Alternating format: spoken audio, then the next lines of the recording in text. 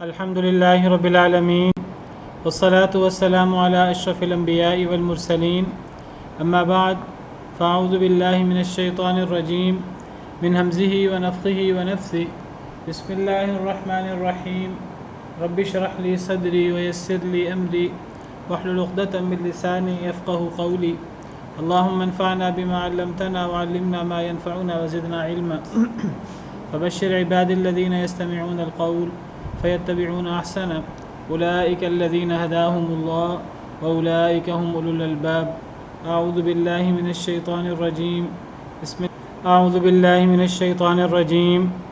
الله الرحمن الرحيم ليس عليك هداهم ولكن الله يهدي من يشاء نہیں ہے آپ پر ان کی ہدایت ولكن اللہ يهدي من يشاء لیکن اللہ تعالیٰ ہدایت دیتا ہے جسے چاہتا ہے وما تنفقوا من خیر فلانفسکم اور جو بھی تم خرچ کرو بھلائی سے فلانفسکم تو وہ تمہارے اپنے نفسوں کے لیے ہے، تمہارے اپنے فائدے کے لیے ہے وما تنفقون الا ابتغاء وجہ اللہ اور جو بھی نہیں تم خرچ کرتے الا ابتغاء مگر تلاش کرنے کے لیے وجہ اللہ کی رضا، اللہ کی خوشنودی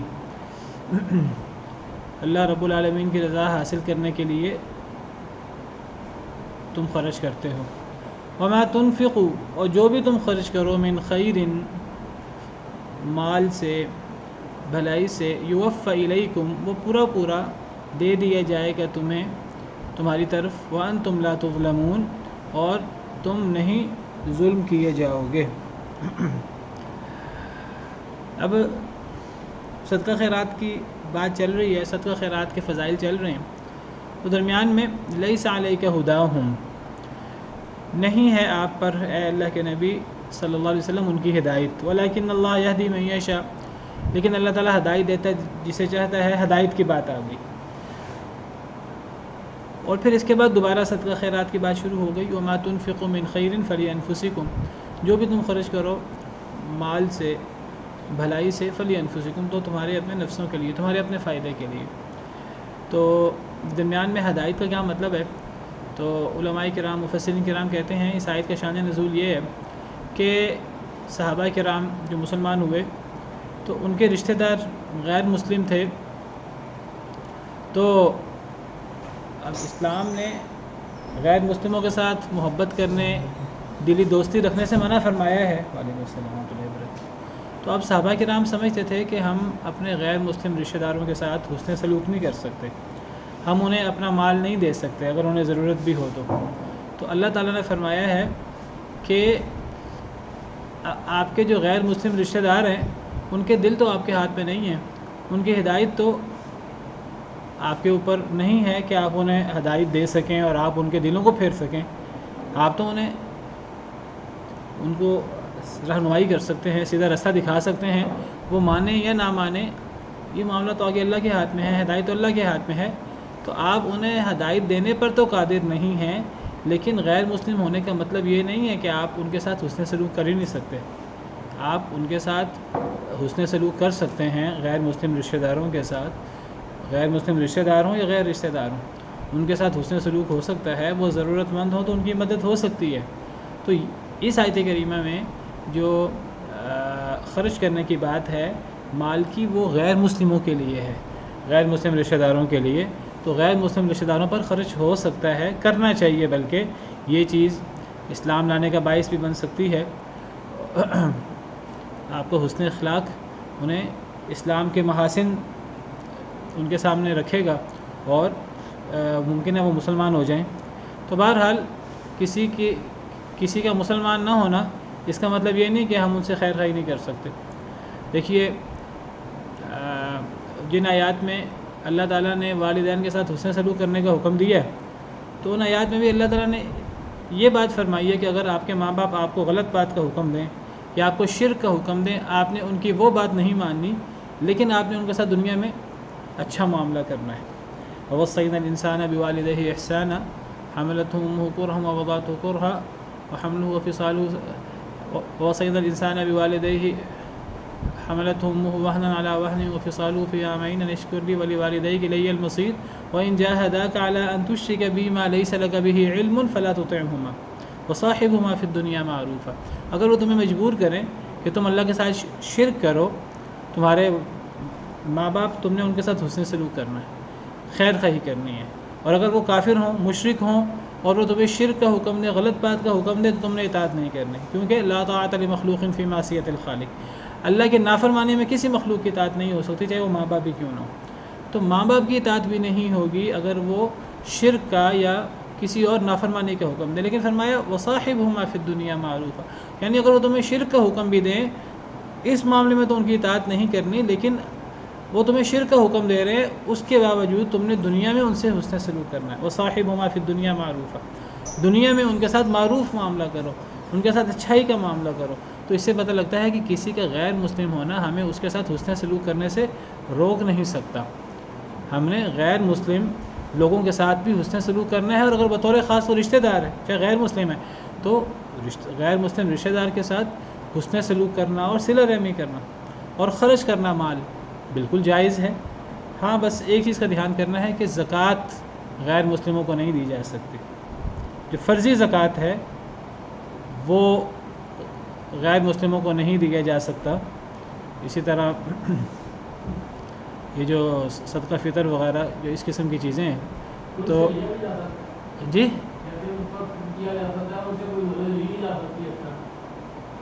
لی جا سکتی ہے انشاءاللہ، کوئی حرج کی بات نہیں ہے، واللہ عالم. تو غیر مسلم پر خرچ ہو سکتا ہے اگر وہ صدقے کے مال سے ہو تو ان پر خرچ کیا جا سکتا ہے. یہ آیت کریمہ اس کی دلیل ہے. اور جو میں نے آپ کے سامنے والدین کے ساتھ حسن سلوک کرنے کی آیت پڑھی ہے تو اس سے بھی یہ پتہ لگتا ہے. اور حدیث مبارکہ میں آتا ہے کہ سیدہ اسماء بنت ابی بکر، ان کے پاس ان کی والدہ آئیں. حضرت اسماء بنت ابی بکر آپ کو پتہ ہے حضرت ابو بکر کی بیٹی ہیں، حضرت عائشہ کی بہن ہے، لیکن یہ حضرت عائشہ کی باپ شریک بہن ہے. یعنی حضرت عائشہ اور ان کے والد ایک ہیں ابو بکر، لیکن والدہ ان کی مختلف ہیں. حضرت اسماء کی والدہ وہ مسلمان نہیں ہوئیں تو حضرت ابو بکر صدیق نے انہیں طلاق دے دی. تو اب وہ مشرکہ تھیں اور وہ مسلمان نہیں تھیں. حضرت عائشہ کی والدہ ام رومان وہ مسلمان تھیں. تو والدہیں فرق ہے دونوں کی. تو حضرت اسماء کی والدہ کا نام شاید قتیلہ ہے، مجھے اگر جو ہے وہ بھول نہ رہا ہو. تو مدینہ منورہ میں وہ حضرت اسماء کے پاس آئیں ضرورت پڑنے پر. تو حضرت اسماء نے ان سے کوئی معاملہ کرنے سے پہلے نبی صلی اللہ علیہ وسلم کی خدمت میں حاضر ہوئیں اور آپ سے پوچھا کہ میری والدہ میرے پاس آئی ہیں، میں ان کے ساتھ حسن سلوک کر سکتی ہوں؟ دیکھیے صحابہ کرام پھونک پھونک کر قدم رکھتے تھے، اور ہر چیز، کسی بھی چیز پر عمل کرنے سے پہلے نبی صلی اللہ علیہ وسلم سے تسلی کراتے تھے کہ کیا یہ کام کرنا جائز ہے کہ نہیں. اور ایک مسلمان کا یہی کام ہے کہ کوئی مسئلہ ہو تو کتاب و سنت سے اس مسئلے کا حل تلاش کرنے کی کوشش کرے، اگر وہ خود تلاش کر سکتا ہے. اگر وہ خود تلاش نہیں کر سکتا تو پھر وہ کتاب و سنت سے استدلال کرنے والے، کتاب و سنت کا علم رکھنے والے علماء سے سوال کرے. تو حضرت اسماء نے سوال کیا نبی صلی اللہ علیہ وسلم سے، تو نبی صلی اللہ علیہ وسلم نے فرمایا کہ ہاں تم اپنی والدہ کے ساتھ حسن سلوک کر سکتی ہو، تم انہیں اپنے گھر میں رکھ سکتی ہو. تو غیر مسلم ماں باپ ہوں، رشتہ دار ہوں یا غیر رشتہ دار ہوں، غیر مسلم، ان کے ساتھ حسن سلوک کرنا بالکل جائز ہے. ان پر خرچ کرنا بھی جائز ہے. بس زکوٰۃ کے مال سے خرچ نہیں ہو سکتا. اس کی کیا دلیل ہے؟ اس کی دلیل یہ حدیث مبارکہ ہے. نبی صلی اللہ علیہ وسلم نے زکوٰۃ کے حوالے سے فرمایا تؤخذ من اغنیائہم وترد علی فقرائہم.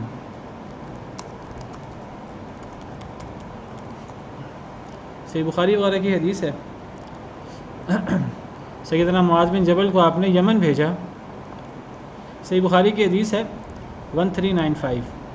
سیدنا ابن عباس راوی ہیں ان النبی صلی اللہ علیہ وسلم بعث معاذا رضی اللہ عنہ الی الیمن. نبی صلی اللہ علیہ وسلم نے حضرت معاذ بن جبل کو یمن بھیجا تو آپ نے انہیں فرمایا ادعوہم الی شہادت لا الہ الا اللہ وانی رسول اللہ، کہ اے معاذ آپ نے جو سب سے پہلے انہیں دعوت دینی ہے تو وہ لا الہ الا اللہ اور محمد الرسول اللہ کی شہادت کی دعوت دینی ہے، کہ وہ لا الہ الا اللہ کی گواہی دیں، اللہ کی توحید کی، اور نبی کریم صلی اللہ علیہ وسلم کی رسالت کی گواہی دیں.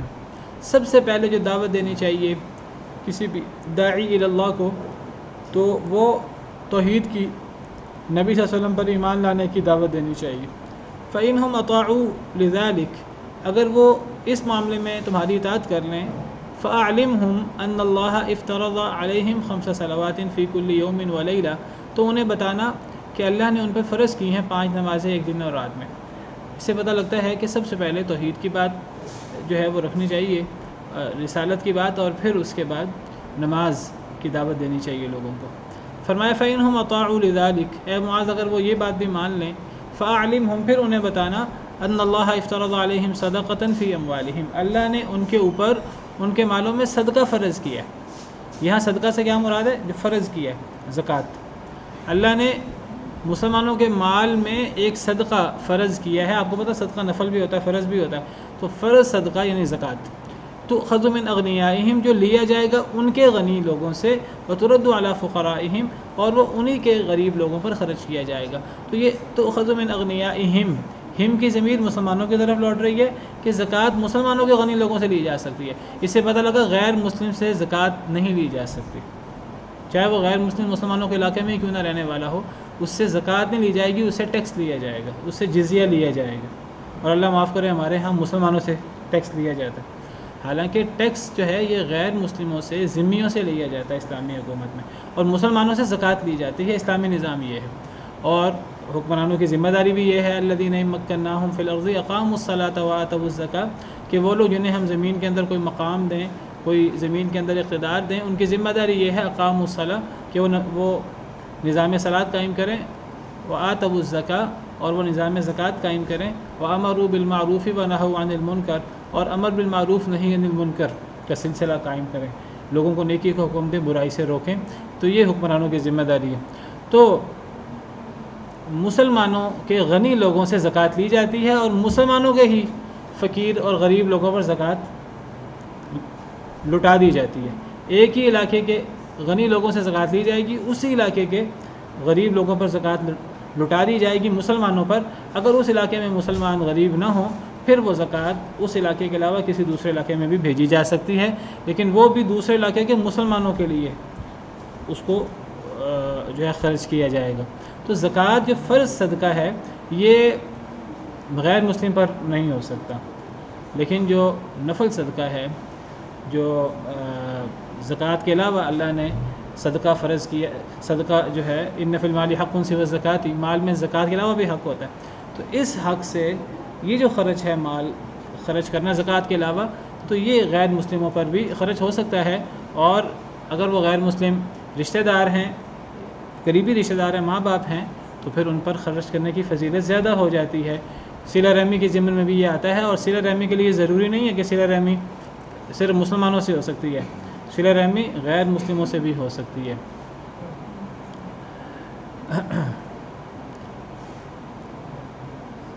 تو فرمایا کہ ان کو ہدایت دینا تو آپ کا کام نہیں ہے، ہدایت دینے سے مراد ہے دل بدلنا، ورنہ ہدایت کی کوشش کرنا تو مسلمانوں کا کام ہے، مسلمان دعوت ضرور دیں گے، دل بدلنا آپ کا کام نہیں ہے، آپ کے اوپر ان کی ہدایت کی ذمہ داری نہیں ہے کہ آپ لازماً انہیں مسلمان کریں، ولیکن اللہ یہدی من یشاء، ہدایت تو اللہ جسے چاہیں دیں۔ ہاں اگر وہ مسلمان نہیں ہوتے، وما تنفقوا من خیر، تم جو بھی خرچ کرو مال سے، بھلائی سے، فلانفسکم، تو وہ تمہیں اس کا فائدہ ہوگا، یعنی غیر مسلموں پر اگر خرچ کیا جائے، رشتہ داروں پر یا غیر رشتہ داروں پر، تو وہ تمہاری اپنے فائدے کے لیے۔ یہاں اللہ تعالیٰ نے فرمایا کہ جو بھی تم خرچ کرو من خیر، خیر سے، خیر سے مراد کیا ہے؟ مال۔ اس سے پتہ لگا کہ مال کو ہمیشہ برا سمجھنا، اور مال کے بارے میں یہ تصور رکھنا کہ مال جو ہے یہ ہاتھوں کی میل ہے، اور یہ گندگی ہے، اور یہ انسان کو دین سے دور کرتی ہے، لازمی بات نہیں ہے۔ اللہ تعالیٰ نے مال کو خیر کہا ہے، یہاں جگہ جگہ ان آیات میں اللہ تعالیٰ نے خیر کہا ہے مال کو، اور خیر سے مراد مال ہے، اور قرآن کریم کی دیگر آیات میں بھی خیر سے مراد مال لیا گیا ہے، اور قرآن کریم کی کئی آیات میں فضل، اللہ کا فضل، اس سے مراد بھی مال لیا گیا۔ تو اس سے پتہ لگتا ہے کہ ہمارے ہاں جو بعض صوفیہ کی طرف سے یہ بات آتی ہے کہ مال اور اللہ کا فضل اور نعمتیں شاید یہ کوئی منحوس ہوتی ہیں، شاید یہ کوئی گناہ گار لوگوں کے پاس ہوتی ہیں، تو یہ لازمی نہیں ہے۔ مال منحوس ہو سکتا ہے، یہ بات صحیح ہے، لیکن ضروری نہیں ہے کہ ہر مال، ہر نعمت ہی منحوس ہو۔ اللہ نے مال کو خیر قرار دیا ہے، اپنا فضل قرار دیا ہے، نعمت قرار دیا ہے، فتنہ بھی قرار دیا ہے۔ اور فتنہ ضروری نہیں ہے کہ برا ہی ہو، اچھا فتنہ بھی ہوتا ہے، اچھی آزمائش بھی ہوتی ہے۔ وَنَبْلُوكُمْ بِالشَّرِّ وَالْخَيْرِ فتنہ، ہم آزمائش کرتے ہیں تمہاری شر کے ساتھ اور خیر کے ساتھ، فتنہ، یہ آزمائش ہے، فتنہ ہے۔ تو فتنہ اچھا بھی ہو سکتا ہے، آزمائش اچھی بھی ہو سکتی ہے، بری بھی ہو سکتی ہے۔ وَلِيُبْلِيَ الْمُؤْمِنِينَ مِنْهُ بَلَاءً حَسَنًا، اللہ فرماتے ہیں، اللہ تعالیٰ جنگ بدر کے موقع پر اللہ فرماتے ہیں کہ اللہ آزمائش کرنا چاہتے تھے مسلمانوں کی، اچھی آزمائش۔ وَلِيُبْلِيَ الْمُؤْمِنِينَ مِنْهُ بَلَاءً حَسَنًا، اچھی آزمائش کس معنی میں کہ جب جنگ میں فتح ہوگی تو مسلمانوں کو اچھی لگے گی، فتح تو ہر ایک کو اچھی لگتی ہے، فتح بھی آزمائش ہوتی ہے۔ اگر مسلمان فتح حاصل کر کے اللہ کے سامنے سر بسجود ہوں، اللہ کا شکر ادا کریں، تو یہ فتح اچھی آزمائش بن جاتی ہے، جس طرح صحابہ کرام کے لیے، نبی صلی اللہ علیہ وسلم کے لیے جنگ بدر کی فتح اچھی آزمائش بنی۔ اور فتح یہ بری آزمائش بھی ہو سکتی ہے، اگر کوئی قوم فتح حاصل کر کے غرور کرنا شروع کر دے اور اپنے آپ پر بھروسہ شروع کر دے اور یہ نہ سمجھے کہ اللہ نے مجھے فتح دی ہے، تو یہ فتح بھی اس کے حق میں بری ہو سکتی ہے۔ تو بہرحال مال جو ہے یہ اللہ کی نعمت ہے، یہ خیر ہے، یہ فضل ہے، کب؟ جب اسے اللہ کی ہدایات کے مطابق استعمال کیا جائے۔ یہ آزمائش ہے، انما اموالکم واولادکم فتنہ، تمہارے مال اور تمہارے اولاد فتنہ ہیں، آزمائش ہے، یہ اچھی آزمائش بھی ہو سکتی ہے، بری آزمائش بھی ہو سکتی ہے۔ جیسے یہاں اللہ تعالیٰ نے جگہ جگہ وما تنفقوا من خیر، خیر سے مراد مال ہے، وما تنفقوا من خیر یوفی الیکم، آیت کے آخر میں بھی وما تنفقوا من خیر یوفی الیکم، وہاں خیر سے مراد مال ہے، اور اگلی آیت میں بھی وما تنفقوا من خیر فإن اللہ بہ علیم، خیر سے مراد مال ہے۔ اسی طرح قرآن کریم میں دیگر مقامات پر ان ترک خیرن، سورہ بقرہ آیت نمبر 180، مقرر کیا گیا ہے تمہارے لیے اگر تم میں سے کسی ایک کو موت حاضر ہو، ان ترک خیرن، اگر وہ مال چھوڑے، الوصیہ، وصیت کرنا، تو یہاں بھی خیر سے مراد مال ہے۔ اور میں نے ذکر کیا کہ اللہ تعالیٰ نے تجارت کو اور مال کو فضل بھی قرار دیا ہے، لیس علیکم جناح ان تبتغوا فضلا من ربکم، تم پر کوئی حرج نہیں ہے کہ تم اللہ کا فضل تلاش کرو۔ یعنی حج کے دوران، عمرہ کے دوران ضروری نہیں ہے کہ انسان اس کے درمیان کوئی کاروبار نہیں کر سکتا، کوئی تجارت نہیں کر سکتا۔ انسان حج اور عمرہ کے سفر کے درمیان اگر اصل مقصد حج عمرہ کا ہو تو انسان کو حج عمرہ کا ثواب بھی ملے گا، اور انسان حج عمرہ کا ثواب لیتے لیتے ضمنی طور پر انسان تجارت، کاروبار بھی کر سکتا ہے۔ لیس علیکم جناح ان تبتغوا فضلا من ربکم، تم پر کوئی حرج نہیں ہے کہ تم اللہ کا فضل تلاش کرو۔ تو یہاں تجارت کو، کاروبار کو، مال کو اللہ کا فضل قرار دیا ہے۔ تو ان آیات کریمہ سے، ان نصوص سے پتہ لگتا ہے کہ ہمیشہ مال کو، تجارت کو، کاروبار کو برا سمجھنا، منحوس سمجھنا، اور یہ سمجھنا کہ یہ مسلمانوں کا ان سے کوئی تعلق نہیں ہونا چاہیے، یہ صحیح سوچ، صحیح فکر نہیں ہے۔ مال اللہ کی نعمت ہوتی ہے، مال خیر ہوتا ہے، مال اللہ کا فضل ہوتا ہے، فتنہ ہوتا ہے، اچھا فتنہ بھی بن سکتا ہے، بشرطے کہ اسے اللہ رب العالمین کی رضا کے مطابق استعمال کیا جائے۔ اور جب اسی مال کو اللہ کی رضا کے خلاف استعمال کیا جائے، اسی مال کی وجہ سے انسان متکبر ہو جائے، اسی مال کی فراوانی کی وجہ سے انسان سرکش بن جائے، کلا ان الانسان لا یطغی ان رآہ استغنی، کہ انسان سرکشی کرتا ہے کب؟ ان رآہ استغنی، جب اپنے آپ کو غنی پاتا ہے، جب وہ مالدار ہوتا ہے تو انسان سرکشی شروع کر دیتا ہے۔ تو یہ اب مال انسان کے لیے فتنہ بن گیا اور آزمائش بن گیا اور دشمن بن گیا، اب یہ برا مال ہے، تب یہ برا فتنہ ہوگا، تب یہ دشمن ہوگا۔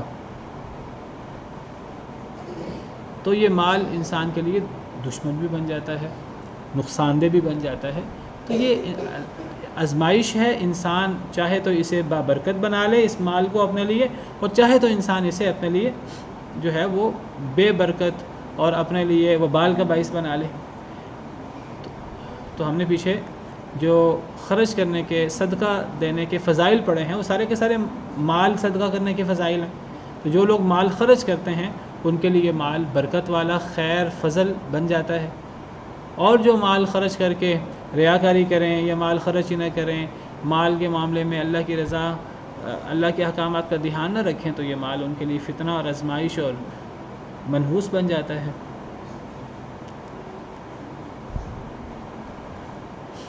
بلکہ وہ شخص قابل رشک ہے جسے اللہ نے مال دیا ہو، پھر وہ مال کو خرچ کرے اللہ کے حکم کے مطابق، تو ایسا شخص بننے کی دعا کرنی چاہیے کہ اللہ تعالیٰ مال دے اور انسان اس مال کو اللہ کے راستے میں خرچ کرے۔ ایسے شخص پر رشک ہو سکتا ہے کہ جس بندے کو اللہ نے مال دیا ہو اور وہ مال کو خیر کے کاموں میں خرچ کرتا ہو، تو ایسے شخص پر رشک ہو سکتا ہے۔ لا حسد الا فی اثنتین، مشہور حدیث ہے۔ فرمایا وما تنفقون الا ابتغاء وجہ اللہ، نہیں تم خرچ کرتے مگر تلاش کرنے کے لیے اللہ کی رضا۔ کیا مطلب یہ ہے کہ مال خرچ کرنے کے پیچھے مقصد اللہ کی رضا ہونی چاہیے، چاہے تم مال غیر مسلم کو دو چاہے مسلمان کو دو۔ تو غیر مسلم اور مسلمان کے فرق کی کوئی ضرورت نہیں ہے اگر صدقہ ہو تو۔ زکوٰۃ کے بارے میں وضاحت کر چکا ہوں، زکوٰۃ صرف مسلمان کے لیے ہوتی ہے، وہ غیر مسلم کے لیے نہیں ہو سکتی۔ لیکن اگر زکوٰۃ کے علاوہ خرچ کرنا ہے تو اس میں مسلم غیر مسلم کا فرق نہیں ہے، اصل چیز کیا ہے؟ لوجہ اللہ۔ اگر اللہ کی رضا مقصود ہے تو غیر مسلم کو دینے سے بھی اللہ کی رضا حاصل ہوگی، اور اگر اللہ کی رضا مقصود نہیں ہے، ریاکاری مقصود ہے، تو مسلمان کو، کسی عالم دین کو، نبی کو دینے میں بھی گناہ ہوگا۔ انسان اپنی طرف سے جہاد میں مال خرچ کر رہا ہے لیکن اللہ کی رضا مقصود نہیں ہے، ریاکاری مقصود ہے۔ یہ مقصود ہے کہ لوگ اسے سخی کہیں، لوگ اسے فیاض کہیں، لوگ اس کا تذکرہ کریں جگہ جگہ، تو یہ مال منحوس ہے، یہ خرچ کرنا انسان کے فائدے میں نہیں ہے۔ اصل چیز اللہ کی رضا ہے، چاہے مسلمان کو دیا جائے مال یا غیر مسلم کو دیا جائے، اگر وہ فرضی صدقہ نہ ہو تو اصل مقصود ابتغاء وجہ اللہ ہے۔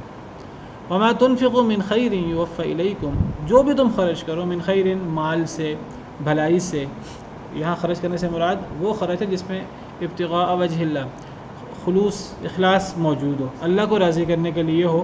انسان اللہ کو راضی کرنے کے لیے جو بھی مال خرچ کرے، مسلمان کو خرچ کرے، غیر مسلم کو خرچ کرے، اگر وہ نفلی ہو تو یوفى الیکم، تمہیں اس کا پورا بدلہ دیا جائے گا۔ وانتم لا تظلمون، اور تم ظلم نہیں کیے جاؤ گے۔ تو یہ صدقے کے احکام چل رہے ہیں۔ اچھا، اب یہ صدقہ دینا کس کو ہے؟ للفقراء الذين احصروا في سبيل الله لا يستطيعون ضربا في الارض يحسبهم الجاهل اغنياء من التعفف، ان فقیروں کے لیے وہ جو احصروا فی سبیل اللہ، محصور کر دیے گئے، قید کر دیے گئے، فی سبیل اللہ، اللہ کے راستے میں۔ یہ مال ایسے فقیروں کو دینا چاہیے جو اللہ کے راستے میں بند ہو گئے ہیں، جن کو اللہ کے راستے میں قید کر دیا گیا ہے۔ لا يستطيعون ضربا في الارض، وہ نہیں طاقت رکھتے زمین میں سفر کرنے کی، زمین میں چلنے کی طاقت نہیں رکھتے، زمین میں چلنے اور سفر کرنے کی طاقت نہیں رکھتے۔ جب ضرب کا لفظ زمین کے ساتھ آئے تو سفر کرنا مراد ہوتا ہے۔ وَإِذَا ضَرَبْتُمْ فِي الْأَرْضِ، جب تم زمین میں سفر کرو، فَلَيْسَ عَلَيْكُمْ جُنَاحٌ أَن تَقْصُرُوا مِنَ الصَّلَاةِ، تو تم میں کوئی حرج نہیں ہے کہ تم نماز قصر کرو۔ تو ضرب کا لفظ کا مطلب مارنا ہوتا ہے، لیکن جب زمین کے ساتھ اس کا ذکر آ جائے تو سفر کرنا، اور اگر اس کا ذکر مثال کے ساتھ آ جائے تو اس کا مطلب بیان کرنا ہوتا ہے۔ ضرب اللہ مثلا، اللہ نے مثال بیان کی، تو یہاں ضرب کا لفظ زمین کے ساتھ ہے، تو یہ سفر کرنے کے معنی میں ہے۔ جو زمین میں سفر کرنے کی طاقت نہیں رکھتے، تو یہاں سفر کرنے سے مراد ایک شہر سے دوسرے شہر جانا اور ایک شہر سے دوسرے شہر جا کر امپورٹ ایکسپورٹ اور کاروبار کرنا، تجارت کرنا مراد ہے۔ یعنی یہ لوگ اللہ کے راستے میں ایسے پابند ہو گئے ہیں، ایسے محصور ہو گئے ہیں اللہ کے راستے میں، ایسے روک دیے گئے ہیں کہ ان کے پاس تجارت کا وقت نہیں ہے، یہ تجارت نہیں کر سکتے، یہ ایک جگہ سے دوسری جگہ جا کر مال بیچ نہیں سکتے، کاروبار نہیں کر سکتے۔ یحسبهم الجاہل اغنیاء من التعفف، خیال کرتا ہے انہیں ناواقف، جاہل شخص، ناواقف شخص، اغنیاء غنی، من التعفف، تعفف کی وجہ سے، تعفف سے مراد نہ مانگنا، عفت، عفت کا مطلب ہوتا ہے بچنا۔ عورتوں کے لیے لفظ تعفف یا عفت استعمال ہوتا ہے، اس کا مطلب ہوتا ہے وہ عورتیں جو بے پردگی سے بچیں، بے حیائی سے بچیں، عفت اور عصمت والی عورتیں ہوں، تو ان کے لیے عفت مآب لفظ استعمال ہوتا ہے، تعفف کا لفظ استعمال ہوتا ہے۔ اسی طرح مردوں کے لیے بھی لفظ استعمال ہوتا ہے تعفف یا عفت، یعنی جو اپنے آپ کو حرام کاری سے، فحاشی سے، زنا سے بچائیں۔ تو یہاں تعفف سے مراد بچنا، یعنی سوال کرنے سے بچنا، لوگوں کے سامنے ہاتھ پھیلانے سے بچنا، لوگوں کے سامنے بار بار اپنی ضرورت پیش کرنے سے بچنا۔ انسان کو کوئی مجبوری ہو تو انسان کو اپنی مجبوری اللہ کے سامنے رکھنی چاہیے، اللہ سے دعا مانگنی چاہیے، اسے کوشش کرنی چاہیے کہ وہ لوگوں کے سامنے زیادہ ہاتھ نہ پھیلائے۔ باقی اگر مجبور ہو جائے تو مجبوری کے تحت لوگوں کے سامنے ہاتھ پھیلایا جا سکتا ہے مجبوری کے تحت، لیکن جو اللہ پر زیادہ توکل کرنے والے ہیں وہ مجبوری میں بھی لوگوں کے سامنے ہاتھ نہیں پھیلاتے۔ جب اللہ پہ زیادہ توکل کرتے ہیں تو اللہ پھر ان کے اعتماد پر، ان کے ایمان کے مطابق پھر اللہ انہیں نوازتے ہیں۔ لیکن اگر کوئی ضرورت پڑنے پر لوگوں کے سامنے ہاتھ پھیلا لے تو اس کے جواز موجود ہے۔ لیکن اگر کوئی شخص ضرورت نہیں بھی ہے پھر بھی وہ ایک عادت کی بنا پر، ایک پیشہ بنا کر لوگوں سے مانگتا ہے تو اس کی بڑی مذمت ہے احادیث مبارکہ میں، اس کو پسند نہیں کیا گیا۔ احادیث مبارکہ میں آتا ہے کہ جو بندہ لوگوں کے سامنے بلا وجہ ہاتھ پھیلاتا ہے تو قیامت کے دن یہ اللہ کے سامنے پیش ہوگا، اس کے چہرے پر گوشت نہیں ہوگا۔ بعض احادیث مبارکہ سے پتہ لگتا ہے کہ لوگوں کے سامنے بلا وجہ بات بات پر ہاتھ پھیلانے والا شخص، اس کے چہرے پر زخم ہوں گے قیامت کے دن۔ تو اللہ پر زیادہ اعتماد و توکل تو یہ ہے کہ انسان لوگوں کے سامنے ہاتھ پھیلائے نہ، جائے ضرورت ہو تب بھی ہاتھ نہ پھیلائے، اللہ کے سامنے اپنی حاجت رکھے۔ انشاءاللہ اللہ جیسا انسان اللہ پر توکل کرتا ہے اللہ اس کے ساتھ ویسا معاملہ کرتے ہیں۔ لیکن اگر کوئی شخص اس کا اتنا توکل نہ ہو، لوگوں کے سامنے مجبوری میں ہاتھ پھیلا لے تو بہرحال اجازت موجود ہے۔ تو فرمایا یحسبهم الجاہل اغنیاء من التعفف، یہ ان فقیروں کے لیے ہے، مال زیادہ ان فقیروں کو دینا چاہیے جو اللہ کے راستے میں محصور ہو گئے ہیں، جو زمین میں تجارت کرنے کی، سفر کرنے کی طاقت نہیں رکھتے۔ ایک نہ واقف شخص، نہ جاننے والا شخص انہیں غنی خیال کرتا ہے کہ انہیں ضرورت نہیں ہے۔ کیوں غنی خیال کرتا ہے؟ من التعفف، بچنے کی وجہ سے، وہ سوال نہیں کرتے۔ تو چونکہ وہ سوال نہیں کرتے تو جسے پتہ نہیں ہے ان کے حالات کا، وہ کہتے ہیں چونکہ یہ سوال نہیں کرتے، ہمارے سامنے اپنی ضرورت نہیں رکھتے تو انہیں ضرورت ہی نہیں ہے۔ حالانکہ وہ تو اللہ پہ توکل کرتے ہوئے لوگوں سے سوال نہیں کرتے، حالانکہ انہیں ضرورت ہوتی ہے۔ لیکن ایک نہ واقف شخص انہیں غنی خیال کرتا ہے۔ کون غنی خیال کرتا ہے؟ نہ واقف شخص۔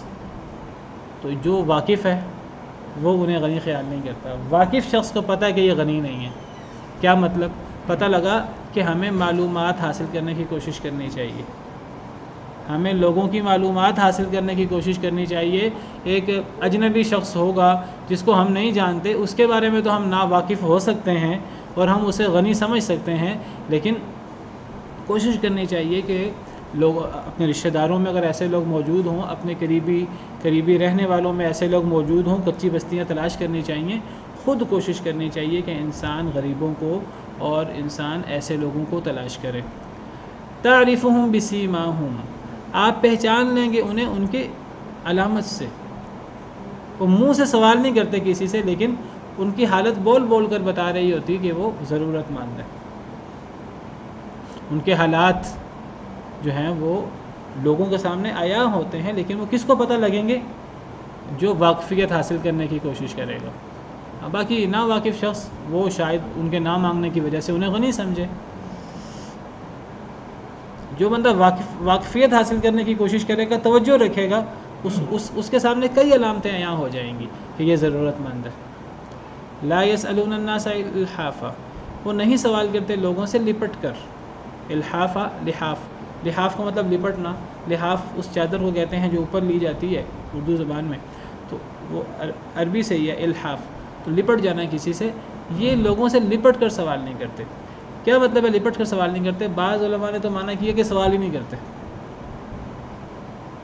اور وہ کہتے ہیں کہ پیچھے تعفف کا لفظ بھی ہے، بچنا، کہ سوال کرنے سے بچتے ہیں، اتنا بچتے ہیں کہ کبھی لوگوں کو اپنی ضرورت نہیں بتاتے۔ بعض علماء کہتے ہیں کہ نہیں، یہاں لا یسألون الناس الحافا سے مراد یہ لوگوں کے سامنے سوال کر تو لیتے ہیں اگر انہیں ضرورت پڑے، لیکن لوگوں کے ساتھ چمٹ نہیں جاتے۔ کئی ایسے لوگ ہیں کہ جب سوال کریں گے آپ سے تو چمٹ جائیں گے، آپ ان سے جتنا مرضی جان چھڑانے کی کوشش کریں تو وہ جان نہیں چھوڑیں گے، تو وہ لپٹ جائیں گے۔ یہ تو کسی صورت میں بھی پسندیدہ نہیں ہے، ضرورت ہو پھر بھی پسندیدہ نہیں ہے۔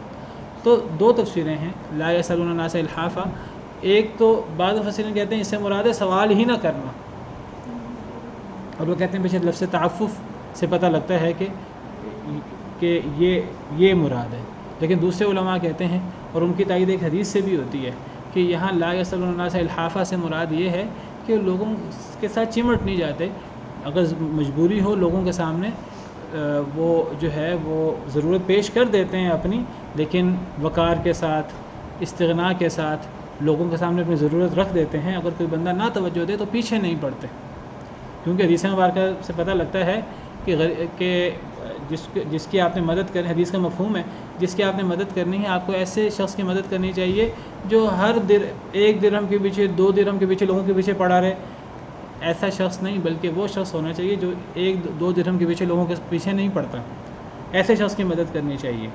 تو یہ مراد ہے لا یسألون الناس الحافہ، دوسری تفسیر، اور شاید یہ تفسیر زیادہ بہتر ہو۔ تو بہرحال 2 تفسیریں کی گئی ہیں لا یسألون الناس الحافہ، ایک کہ لوگوں سے سوال ہی نہیں کرتے، اور دوسری تفسیر کہ وہ لوگوں کے سامنے اگر اپنا سوال رکھتے ہیں کبھی زیادہ ضرورت پڑنے پر، تو وہ لوگوں سے چمٹ نہیں جاتے، پیچھے نہیں پڑ جاتے لوگوں کے، وہ لوگوں کے سامنے اپنا مسئلہ رکھتے ہیں اور پیچھے نہیں پڑتے، وقار کے ساتھ، استغنا کے ساتھ لوگوں کے سامنے اپنا مسئلہ رکھتے ہیں۔ بہرحال اصل ذمہ داری خرچ کرنے والے کی ہے کہ خرچ کرنے والا جو ہے وہ واقف بنے ایسے لوگوں کا، اور ایسے لوگوں کے حالات جانے، اور ایسے لوگوں پر خرچ کرے۔ تو یہ کون لوگ ہیں؟ فرمایا یہ وہ لوگ ہیں جو اللہ کے راستے میں محصور کر دیے گئے ہیں، یہ کاروبار نہیں کر سکتے۔ کیا مراد ہے اس سے؟ مفسرین کہتے ہیں اس سے مراد وہ مہاجرین ہیں کہ جنہوں نے مکہ مکرمہ سے ہجرت کی، اور مکہ مکرمہ سے ہجرت کرنے کے بعد اب ان میں بھی کچھ وہ لوگ تھے مہاجرین میں سے کہ جو اپنی کمائی پہ لگ گئے اور انہوں نے کمانا شروع کر دیا، کوئی بازار چلا گیا مدینہ منورہ کے، تجارت شروع کر دی، کوئی اور کسی نے جو ہے وہ محنت مزدوری کر کے کام شروع کر دیا، کوئی زراعت کا کام شروع کر دیا۔ لیکن کئی ایسے بھی مہاجر تھے کہ جو ہجرت کر کے آئے اور انہوں نے اپنے آپ کو علم حاصل کرنے کے لیے وقف کر لیا۔ اب وہ اس علم حاصل کرنے کے لیے اپنے آپ کو وقف کرنے کی وجہ سے وہ کاروبار نہیں کر سکتے تھے، وہ اپنے لیے کمائی نہیں کر سکتے تھے، تو گویا کہ اب یہ لوگ محصور ہو گئے، یہ لوگ پابند ہو گئے ہیں علم حاصل کرنے میں، اللہ کے دین حاصل کرنے میں، اور اللہ کے دین کو سیکھنے میں اور پھر سکھانے میں۔ تو گویا کہ وہ طالب علم اور وہ علماء وہ صدقہ اور خیرات کے سب سے زیادہ مستحق ہوتے ہیں کہ جو تعلیم و تعلم میں اپنے آپ کو وقف کر لیتے ہیں، اور تعلیم و تعلم کی مصروفیت کی وجہ سے یہ لوگ اپنے لیے کما نہیں سکتے، اور جب یہ لوگ اپنے لیے کما نہیں سکتے تو پھر ایسے لوگوں کی ذمہ داری مالدار لوگوں پر ہے، مالدار لوگوں کو، ایسے لوگوں کو خود پہچاننا ہے، اور ایسے لوگوں کو پہچان کر خود ان کی مدد کرنی ہے۔ ایسے لوگ نہ لوگوں کے سامنے ہاتھ پھیلاتے ہیں، کیونکہ انہیں پتہ ہے لوگوں کے سامنے ہاتھ پھیلانا اچھی بات نہیں ہے، ان کی ضرورت بھی ہو لوگوں کے سامنے ہاتھ نہیں پھیلاتے، اور اگر کبھی ہاتھ پھیلانے کی ضرورت پڑے تو وہ لوگوں سے لپٹ کر پھر سوال نہیں کرتے، پیچھے نہیں پڑ جاتے، لوگوں کے سامنے اپنی حاجت رکھتے ہیں۔ تو سب سے زیادہ صدقہ خیرات کے مستحق یہ لوگ ہیں، وہ لوگ جو محصور ہو گئے اللہ کے راستے میں، فی سبیل اللہ، اللہ کے راستے میں، یعنی اللہ کے دین کے غلبے میں وہ محصور ہیں، وہ اس کی وجہ سے کاروبار بھی نہیں کر سکتے، اس کی وجہ سے کمائی بھی نہیں کر سکتے، سب سے زیادہ یہ مستحق ہیں خرچ کے۔ اور بجائے اس کے کہ وہ ہمیں بتائیں ہم ضرورت مند ہیں، غنی لوگوں کی، خرچ کرنے والوں کی یہ ذمہ داری ہے کہ وہ ایسے لوگوں کو تلاش کریں۔ تو یہ علماء جنہوں نے اپنا کو وقف کیا ہوا ہے دین کے غلبے کے لیے، اور یہ طالب علم، یہ سب سے زیادہ مستحق ہیں، اور ان لوگوں پر خرچ کرنا یہ صدقہ جاریہ ہے۔ اس سے بڑا صدقہ جاریہ کیا ہو سکتا ہے کہ ان پر خرچ کرنا ایک عام غریب مسکین پر خرچ کرنے کے برابر نہیں ہے۔ ایک عام غریب مسکین پر خرچ کریں گے وہ بھی بڑی فضیلت کا باعث ہے، اس کی بڑی فضیلت ہے، ہم پیچھے پڑھ آئے ہیں کہ 700 گنا اور اس سے بھی زیادہ۔ لیکن اگر وہ عام غریب مسکین نہیں ہے، عام یتیم نہیں ہے، اگر وہ طالب علم بھی ہے، تو آپ اس پر خرچ کریں گے تو اس کا وہ خرچ ختم نہیں ہو جائے گا، بلکہ وہ خرچ جو ہے تعلیم و تعلم پر ہوگا، وہ طالب علم کتابیں خریدے گا، اپنے اوپر خرچ کرے گا، اپنی تعلیم پر خرچ کرے گا، پھر جب وہ عالم بنے گا، پھر وہ اس کو آگے جب پھیلائے گا، تو جس نے اس طالب علم کی تعلیم پر خرچ کیا ہوگا تو یہ طالب علم جو ہے وہ بعد میں اس دین کو پھیلائے گا. جتنا جتنا یہ دین پھیلتا جائے گا تو اس شخص کے لیے وہ صدقہ جاریہ بن جائے گا، جس شخص نے جو ہے طالب علم کی تعلیم حاصل کرنے پر، علماء پر جس شخص نے خرچ کیا ہوگا تو یہ بہت بڑا صدقہ جاریہ.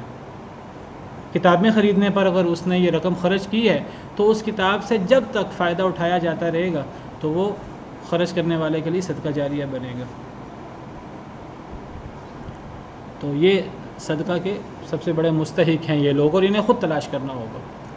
فرمایا وما تنفقوا من خیر فإن اللہ بہ علیم. پھر فرمایا تکرار کے ساتھ، پیچھے بھی یہ لفظ موجود ہے، یہ دوبارہ تکرار کے ساتھ فرمایا ایسے لوگوں پر جو خرچ کرنا ہے، جو بھی تم خرچ کرو من خیر، بھلائی سے، جو بھی خرچ کرو، تھوڑا ہو یا زیادہ ہو، جتنا ہے خرچ کرنا چاہیے. جو خرچ کرو شرط یہ ہے کہ وہ اس کے پیچھے اخلاص ہونا چاہیے. فإن اللہ بہ علیم، اللہ کو اس کا پتہ ہے. جب اللہ کو پتہ ہے تو اللہ پوری اس کی جزا دیں گے. یہ ایسا کبھی ہو ہی نہیں سکتا کہ انسان خلوص کے ساتھ جتنا اس کے پاس ہے تھوڑا یا زیادہ وہ خرچ کرے اور پھر اللہ اس کو جزا نہ دیں. اللہ کو پتہ ہے اس کی کتنی بڑی جزا ہے، اس کی جزا اللہ کو ہی پتہ ہے اور اللہ ہی اس کی جزا دیں گے. اور یہ جزا بغیر حساب کے ہوگی، یہ جزا بہت زیادہ ہوگی، یہ عام صدقہ خیرات کی طرح نہیں ہوگی. یہاں جزا بیان ہی نہیں کی، صرف یہ بتا دیا کہ اللہ کو پتہ ہے اس کا. تم جو بھی خرچ کرو گے اللہ اس کو جانتا ہے. اب اس کا کتنے ہزاروں لاکھوں کروڑوں گنا اس کا اجر ہے، یہ اس حساب کتاب ہی نہیں ہے اس کا، یہ اللہ کے علم میں ہی ہے. بس اللہ اسے بخوبی جانتے ہیں. الذین ينفقون اموالهم باللیل والنہار سرا وعلانیۃ فلہم اجرہم عند ربہم. وہ لوگ جو خرچ کرتے ہیں اپنے مال رات کو اور دن کو، سرا وعلانیۃ، پوشیدہ بھی اور علانیہ بھی، فلہم اجرہم عند ربہم، بس ان کے لیے ان کا اجر ہے ان کے رب کے پاس. ولا خوف علیہم ولا هم یحزنون، ایسے لوگوں پر کوئی خوف نہیں ہوگا قیامت کے دن اور نہ وہ غمگین ہوں گے. یعنی دنیا میں جو وہ عمل کر کے آئے اس پر وہ غمگین نہیں ہوں گے. یہ آخری آیت ہے، آخری آیات ہے صدقہ خیرات کے حوالے سے. اس میں دوبارہ اللہ نے صدقہ خیرات کی فضیلت بیان کی ہے اور اللہ نے فرمایا ہے خلاصہ کے طور پر، اختتامیہ کے طور پر، کہ غرض کے جو لوگ بھی خرچ کریں وہ جو خرچ کرنے کی شرائط ہیں کہ احسان نہیں جتلانا چاہیے، ریاکاری نہیں ہونی چاہیے، اور پاکیزہ مال خرچ کرنا چاہیے، ردی مال خرچ نہیں کرنا چاہیے، حلال کی کمائی سے خرچ کرنا چاہیے، حرام کی کمائی سے خرچ نہیں کرنا چاہیے، اور غیر مسلموں پر بھی خرچ ہو سکتا ہے اگر وہ زکوٰۃ کا مال نہ ہو. اور خرچ کس پر کرنا ہے؟ وہ ایسے فقیروں پر خرچ کرنا ہے جو اللہ کے راستے میں محصور ہیں، جو لوگوں سے لپٹ کر سوال نہیں کرتے. تو اس انداز کا جو لوگ خرچ کرتے ہیں ان کا بڑا اجر ہے. فرمایا کہ جو ایسا خرچ ہے یہ دن رات ہونا چاہیے، بہت کثرت کے ساتھ یہ خرچ ہونا چاہیے. وہ لوگ جو خرچ کرتے ہیں اپنے مال دن کو بھی، رات کو بھی اور دن کو بھی، اور ایسا خرچ دن اور رات بار بار ہوتا ہے، اور ایسا خرچ پوشیدہ اور علانیہ بھی ہونا چاہیے. جہاں پوشیدہ خرچ کرنے کی ضرورت ہے وہاں پوشیدہ ہونا چاہیے، جہاں علانیہ خرچ کرنے کی ضرورت ہے وہاں علانیہ ہونا چاہیے. اور اس پہ میں وضاحت کر چکا ہوں کہ بعض جگہوں پر علانیہ خرچ کرنا زیادہ فائدہ مند ہوتا ہے. اگرچہ بالعموم پوشیدہ خرچ کرنے کے فضائل زیادہ ہیں اور احادیث مبارکہ میں فضائل موجود ہیں پوشیدہ خرچ کرنے کے. جیسے حدیث مبارکہ میں ہے کہ وہ 7 لوگ جنہیں قیامت کے دن اللہ کے عرش کا سایہ ملے گا، ان میں سے ایک وہ شخص ہے جو اپنا مال خرچ کرتا ہے اس انداز سے خرچ کرتا ہے کہ بائیں ہاتھ کو خبر نہیں ہوتی کہ دائیں ہاتھ نے کیا خرچ کیا ہے. تو یہ بڑی فضیلت ہے پوشیدہ خرچ کرنے کی. اور پیچھے ہم نے پڑھا کہ وَإِن تُخْفُوهَا وَتُؤْتُوهَا الْفُقَرَاءَ فَهُوَ خَيْرٌ لَكُمْ، اگر تم صدقے کو چھپاؤ اور فقیروں کو دو تو یہ تمہارے لیے زیادہ بہتر ہے علانیہ خرچ سے.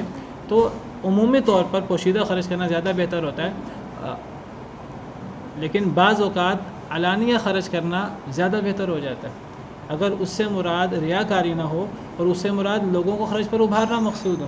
جیسے کوئی بندہ کسی کو خرچ پر ابھارے اور سب سے پہلے خود اعلان کرے کہ میں اتنا خرچ کرتا ہوں تاکہ لوگ بھی بڑھ چڑھ کر خرچ کریں، اور مقصود اس سے ریاکاری نہ ہو، تو کئی دفعہ یہ علانیہ خرچ کرنا پوشیدہ خرچ کرنے سے بڑھ جاتا ہے. تو بعض ایسے موقع جہاں علانیہ خرچ کرنا وہ اس کا فائدہ پوشیدہ سے زیادہ ہو تو وہاں علانیہ خرچ کرنا زیادہ بہتر ہوتا ہے، ورنہ پوشیدہ خرچ کرنا چاہیے۔ تو فرمایا الذین ينفقون اموالهم باللیل والنہار سرا وعلانیۃ، جو لوگ خرچ کرتے ہیں اپنا مال رات اور دن۔ تو پتہ لگا کہ مال کو کثرت سے خرچ کرنا چاہیے اور مال کو وقفے وقفے سے خرچ کرنا چاہیے، دن اور رات خرچ کرنا چاہیے، تھوڑا ہو یا زیادہ۔ انسان تھوڑا مال خرچ کرے لیکن بار بار خرچ کرے، دن کو بھی خرچ کرے، رات کو بھی خرچ کرے، سرا وعلانیۃ، پوشیدہ بھی خرچ کرے اور علانیہ بھی خرچ کرے۔ تو پوشیدہ اور علانیہ کی وضاحت ہو چکی ہے۔ بعض علماء کہتے ہیں کہ جو فرضی زکوٰۃ ہے اس کو علانیہ خرچ کرنا چاہیے، اور جو نفلی زکوٰۃ، نفلی صدقہ ہو اسے پوشیدہ خرچ کرنا چاہیے۔ جس طرح فرضی نماز سب لوگوں کے سامنے پڑھی جاتی ہے، اور جو نفلی نماز ہے وہ رات کے اندھیرے میں اور اپنے گھر کے اندر پڑھنا افضل ہے، تو بعض لوگوں نے اس پر قیاس کرتے ہوئے بھی پوشیدہ اور علانیہ کا ذکر کیا ہے کہ فرضی زکوٰۃ علانیہ کرنی چاہیے ادا، اور جو نفلی صدقہ ہے وہ پوشیدہ خرچ کرنا چاہیے۔ بہرحال تو جو بھی خرچ کریں اپنا مال دن اور رات کو بار بار، اور علانیہ بھی خرچ کریں جہاں علانیہ خرچ کرنے کی ضرورت ہے، اور پوشیدہ خرچ کریں باقی موقعوں پر۔ فَلَهُمْ أَجْرُهُمْ عِنْدَ رَبِّهِمْ، تو ان کا اجر ان کے رب کے پاس ہے۔ کتنا اجر ہے؟ بہت زیادہ، بتایا نہیں ہے کتنا ہے، تو اگر اجر نہ بتایا جائے تو یہ اجر بتانے سے زیادہ بلیغ ہوتا ہے۔ پچھلی آیت کریمہ میں بھی فرمایا کہ تم جو بھی خرچ کرو گے مال سے، بھلائی سے، اللہ اسے جانتے ہے۔ اجر نہیں بتایا، اللہ کے علم پہ چھوڑ دیا۔ یہاں بھی فرمایا کہ ان کا اجر ان کے رب کے پاس ہے۔ تو یہ بات جو ہے یہ زیادہ بلیغ ہے، اس کے اندر زیادہ گہرائی ہے اور زیادہ اجر کی بات ہے۔ جب اجر واضح نہیں کیا تو جو بھی خرچ کریں اپنا مال دن اور رات کو، اور پوشیدہ اور علانیہ، تو ان کا اجر ان کے رب کے پاس ہے، خلوص کے مطابق بہت بڑا اجر ملے گا۔ ولا خوف علیہم ولا هم یحزنون، ایسے لوگوں پر قیامت کے دن کوئی خوف نہیں ہوگا اور یہ غمگین نہیں ہوں گے۔ عام طور پہ قرآن کریم میں جہاں ولا خوف علیہم ولا هم یحزنون آئے تو خوف کا تعلق مستقبل کے ساتھ ہوتا ہے، اور حزن کا تعلق، غم کا تعلق ماضی کے ساتھ ہوتا ہے۔ تو عام طور پر اس کا جو ترجمہ یا تفسیر کی جاتی ہے ولا خوف علیہم، ان پر کوئی خوف نہیں ہوگا، یعنی آئندہ جو حالات آ رہے ہیں ان پر کوئی خوف نہیں ہوگا۔ موت کا وقت ایک مشکل وقت ہوتا ہے، قبر کے حالات مشکل حالات ہوتے ہیں، قیامت کے حالات مشکل حالات ہیں۔ تو جو لوگ خرچ کرتے ہیں دن اور رات، پوشیدہ اور علانیہ، تو ان مشکل موقعوں پر ان پر خوف نہیں ہوگا۔ یا قیامت کے دن جب وہ میدان محشر میں اکٹھے ہوں گے، بڑا ہی ہولناک وقت ہوگا، اس میں اکثر لوگ خوف میں مبتلا ہوں گے، نیک لوگ بھی خوف میں مبتلا ہوں گے، لیکن ایسے لوگوں کو اللہ تعالیٰ آئندہ کے خوف سے محفوظ رکھے گا، اور ایسے لوگ پرسکون ہوں گے۔ ولا هم یحزنون، اور یہ غم ناک بھی نہیں ہوں گے، یعنی جو ماضی میں کر آئے ہیں۔ آپ کو پتہ ہے کہ اکثر لوگ، زیادہ لوگ جو ہیں وہ قیامت کے دن حسرت میں مبتلا ہوں گے۔ برے لوگ تو حسرت میں مبتلا ہوں گے کہ ہم نے نیکی نہیں کی، جو نیک لوگ ہیں وہ بھی حسرت میں مبتلا ہوں گے کہ کاش ہم زیادہ نیکی کر لیتے۔ لیکن یہ جو خرچ کرنے والے ہیں یہ غمناک بھی نہیں ہوں گے، یہ جو دنیا میں خرچ کر کے آئے اس پہ مطمئن ہوں گے۔ بہرحال بہت بڑی سعادت ہے کہ انسان ماضی پر افسوس نہ کرے اور انسان مستقبل کے بارے میں اسے خوف نہ ہو۔ تو یہ جو ہے ان لوگوں کو اللہ کی طرف سے یہ اعزاز حاصل ہوگا، خرچ کرنے والوں کو، کہ ان کو مستقبل کا خوف نہیں ہوگا، اور جو ماضی میں وہ کر آئے ہیں اس پر انہیں کوئی غم نہیں ہوگا۔ اللہ سے دعا ہے کہ اللہ زیادہ سے زیادہ خرچ کرنے کی توفیق عطا فرمائے۔ وآخر دعوانا الحمد للہ رب العالمین۔